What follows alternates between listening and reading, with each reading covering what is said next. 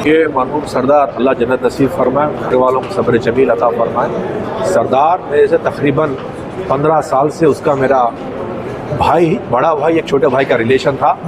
तो सरदार जो गए 400 के दिन रात में उनका इंतकाल हुआ और वो सुसाइड है या एक्सीडेंटल डेथ है, पुलिस उसके ऊपर इंक्वायरी कर रही है और पुलिस डिपार्टमेंट टोटली उसके ऊपर पूरी उसके ऊपर तहकीकात कर रही है और तहकीकात को मैं पूरा सपोर्ट कर रहा हूँ। तो यहाँ पर हमारे जुबली हिल्स के मागंटी गोपीनाथ मुकामी MLA जुबली हिल्स, सरदार की जब वो डेथ हो गई थी सनत नगर के नीलिमा हॉस्पिटल को लेके गया।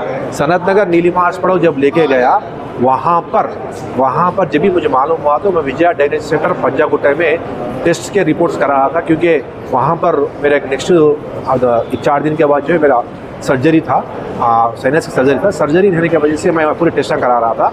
तो टेस्ट कराते खुद शाम में जब रात के टाइम मुझे मालूम हुआ कि सरदार का जो है घर पे से गिरने की वजह से तब इमीडिएट एक्सीडेंटल हुआ, तो नीलिमा हॉस्पिटल लेके गया। क्या बोले सनत नगर नीलिमा, तो मैं इमीडिएट गाड़ी स्टार्ट करा, टेस्ट को रिपोर्ट को मैं छोड़ दिया, पंजागुट्टा विजय डायग्नोस्टिक सेंटर सनत नगर तरफ निकला।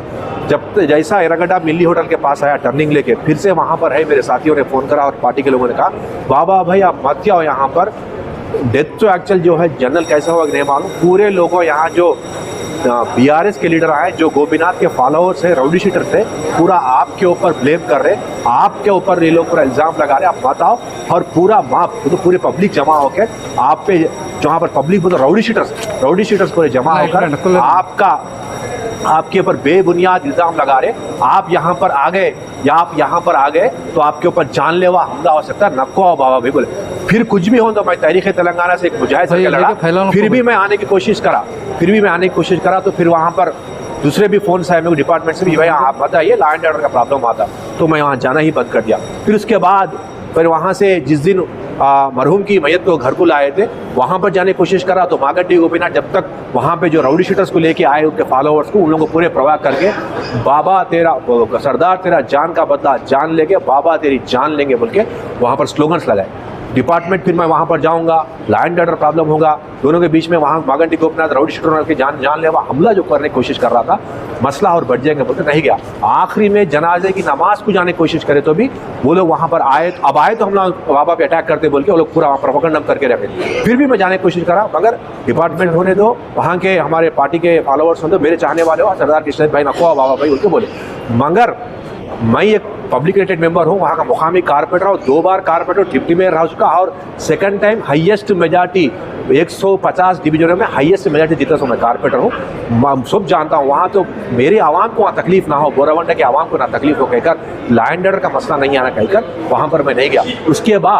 उसके बाद मरहूम की खबर पे जाने के लिए भी वो लोग नहीं आने की कोशिश करें। फिर मेरा फ़र्ज़ बनता है मेरे छोटे भाई की जो है उनकी इंतकाल हो गया, मरहूम की खबर पे जाना, फातिहा पढ़ना, दुरूद देना, उनके घर वालों के सब्र के लिए, उनकी मग़फ़िरत के लिए दुआ करने, तो मैं गया, दुआ करा, मग़फ़िरत के लिए आ गया वहाँ से।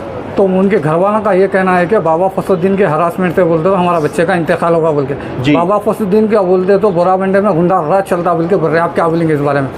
जमहूरियत में किसी का राज नहीं चलता, जमहूरियत में अवाम का राज चलता है। ये कि डिक्टेटरशिप नहीं होता, ये क्या बादशाही नहीं होती।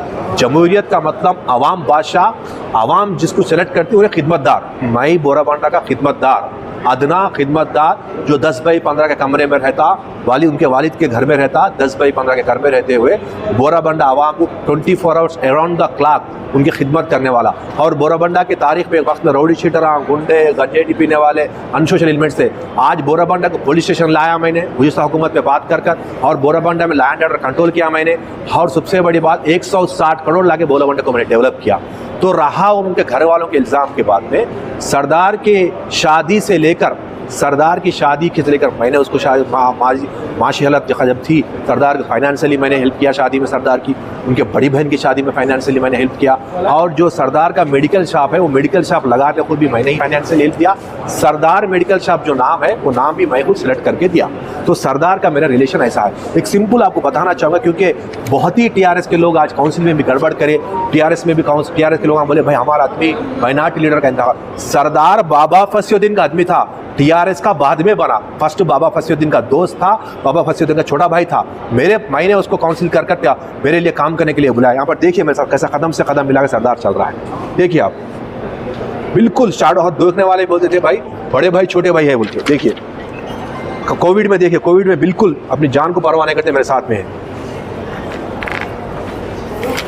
यहाँ देखिए, इसमें कोई सगे भाई चले चलते, देखिए आप यहाँ देखिए कोविड में, इसमें कोई बोल सकते हैं एक ही माँ के दो बेटे सके दिख रहे हैं।